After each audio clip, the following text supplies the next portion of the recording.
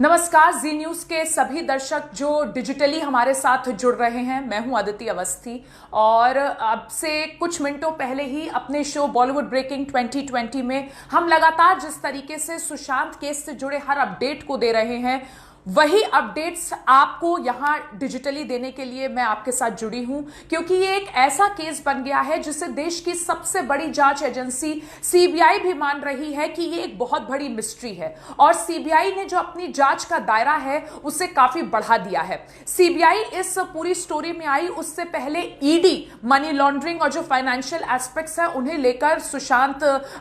Case की जांच कर रही थी और उसी दौरान ईडी को कुछ अहम जानकारियां मिली थी। उन्हीं जानकारियों में से एक जानकारी यह थी कि रिया चक्रवर्ती की कुछ व्हाट्सएप चैट्स डिलीट हुई थी और उन्हीं डिलीटेड चैट्स के बारे में अब हमको क्लू मिले हैं और वो चैट्स ऐसी हैं जो बहुत ज्यादा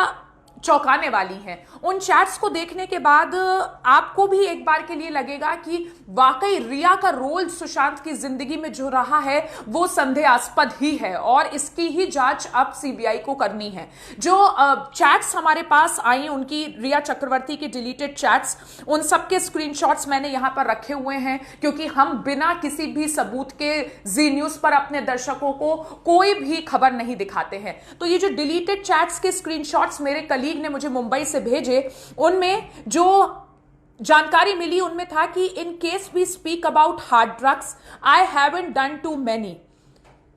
जस्ट एमडीएमए वंस। ये कथित तौर पर रिया चक्रवर्ती ने बोला है और साथ ही उन्होंने यह भी कहा है कि इसके अलावा हमारे पास और जो जानकारी मिली उसके मुताबिक उन्होंने किसी सुशी मिरांडा नाम के व्यक्ति से बात की। मिरांडा सुशी के नाम से बातचीत हो रही थी, जो कि हो सकता है कि सैमुअल मिरांडा जो कि सुशांत के हाउस मैनेजर हों उनका नाम हो, हालांकि ये हम कंफर्म नहीं कर सकते। और उनसे जो बातचीत हुई उसमें उस बातचीत में है कि the stuff is almost over और उस how do we get more stuff. इस तरीके की जो चैट्स हैं वो रिया चक्रवर्ती ने की। एक रिया चक्रवर्ती की बातचीत किसी जया नाम की व्यक्ति से हुई है, किसी लेडी से हुई है और वो जो जया है वो उन्हें लिखती है, use 4 drops in coffee, tea और water and let him sip it, it will gradually start showing effect. ये सब आपको हो सकता है कि अभी उतना क्लियरली ना दिख रहा हो उस स्क्रीन पर, क्योंकि ये हमारे पास जो उनकी फोटो स्टेट कॉपीज है वो आई हैं, लेकिन हमारे पास इन सब की हमने इनकी पूरी जांच की है और उसके बाद ही खबर अपने चैनल पर चलाई है। और इन चैट्स को देखकर अब सीबीआई ने इस पूरे मामले में नार्कोटिक्स डिपार्टमेंट से मदद ली है। सीबीआई अब जब भी रिया से पूछताछ करेगी तो ये सवाल पूछे जाएंगे रिया से कि क्या सुशांत के केस में ड्रग का जो एंगल है वो एक इंपॉर्टेंट रोल प्ले कर चुका था। कुछ सवाल हैं जो सीबीआई यहां पर सुशांत केस में जब रिया से पूछताछ करेगी तो पूछेगी। वो सवाल भी हमारे पास हैं, मैं आपको वो सवाल भी बताती हूं जिन एंगल्स पर रिया से पूछताछ होगी। उनसे पूछा जाएगा कि क्या रिया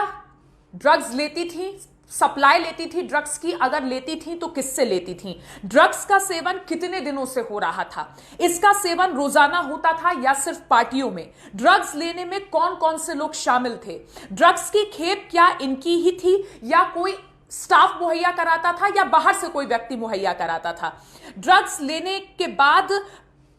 किस तरीके का अफेक्ट सुशांत पर देखा गया और आखिरी बार कब ड्रग्स का सेवन हुआ, किसी पार्टी में या पर्सनल कंजम्पशन के लिए। जो रिया की चैट सामने आई है उनमें जो आखिरी चैट, डिलीटेड चैट जिसमें ड्रग्स का जिक्र हुआ है वो 17 अप्रैल 2020 को हुआ है, यानी सुशांत की मौत से सिर्फ 2 महीने पहले, 60 या 62 दिन पहले। ऐसे में रिया क्यों ड्रग पेडलर्स से बात कर रही थी या अपने दोस्तों से ही ड्रग्स के बारे में बात कर रही थी, ये एक बहुत ही इंपॉर्टेंट कड़ी हो सकती है इस केस को सॉल्व करने में। इस बीच सीबीआई ने दिल्ली में अपनी जांच का दायरा बढ़ाते हुए दिल्ली में सीबीआई इस पूरे मामले में एक साइकोलॉजिकल ऑटोप्सी कराना चाहती है सुशांत केस की। साइकोलॉजिकल ऑटोप्सी एक टर्म है जो दिया जाता है जब कोई ऐसी मौत होती है जिसमें सुराग ना मिल पा रहे हो, जिस मौत में मिस्ट्री का एलिमेंट ज्यादा हो, उस स्थिति में, और अगर यह कहा गया हो कि ये इनिशियली केस सुसाइड का था और उसके बाद लगे कि इसमें कोई फाउल प्ले था,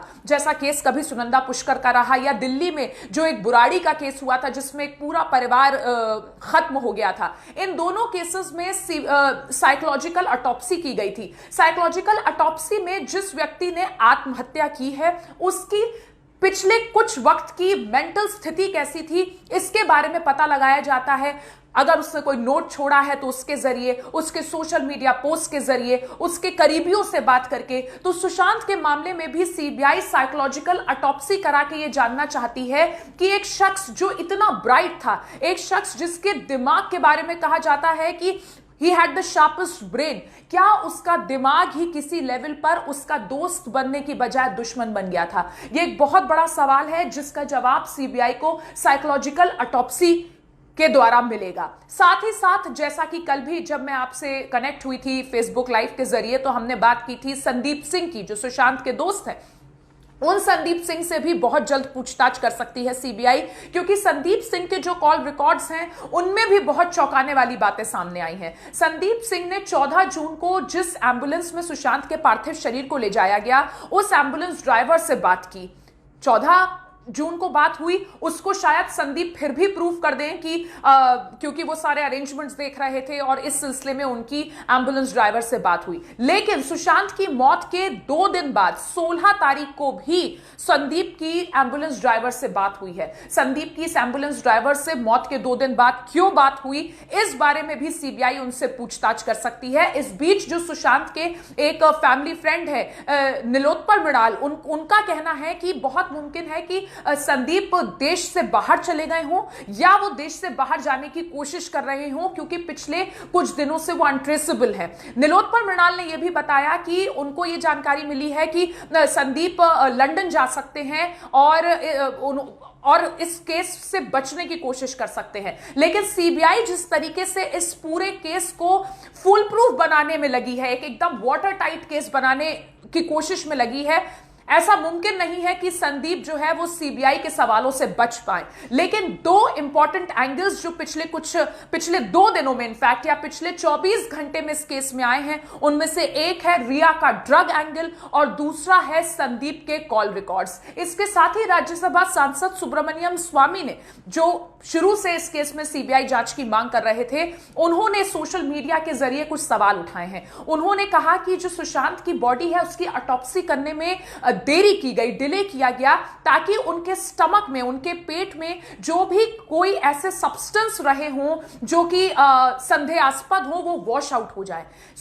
ये दावा किया है सुब्रमण्यम स्वामी ने, ये हम उनकी तरफ से ही आपको बता रहे हैं। इसके अलावा सुब्रमण्यम स्वामी ने यह भी कहा कि मौत वाले दिन सुशांत की किसी अयाश खान नाम के व्यक्ति से मुलाकात या बात हुई थी। उन्होंने बोला कि यह भी जांच का विषय होना चाहिए। अयाश खान के बारे में जो सुब्रमण्यम स्वामी ने अपने पोस्ट में बोला है, वो ये बोला है कि वो एक ड्रग पेडलर था। अगर ये सब तथ्य जो सामने आ रहे हैं, जो सुब्रमण्यम स्वामी दावे कर रहे हैं, अगर इनमें से कोई भी बात सही साबित होती है तो ये इस केस को एक पूरा नया एंगल दे देगी। लेकिन सीबीआई जब तक इस केस को सॉल्व नहीं कर लेती, किसी भी थ्योरी को यह कहकर खारिज नहीं करना चाहती कि यह बहुत ज्यादा सेंसेशनल है या ये क्रिएटेड थ्योरी है, क्योंकि पिछले कुछ समय में हमने देखा है कि बहुत सारी थ्योरीज जो शुरुआत में लग रही थी कि यह तो हो ही नहीं सकता, बाद में वो सब सच साबित हुई।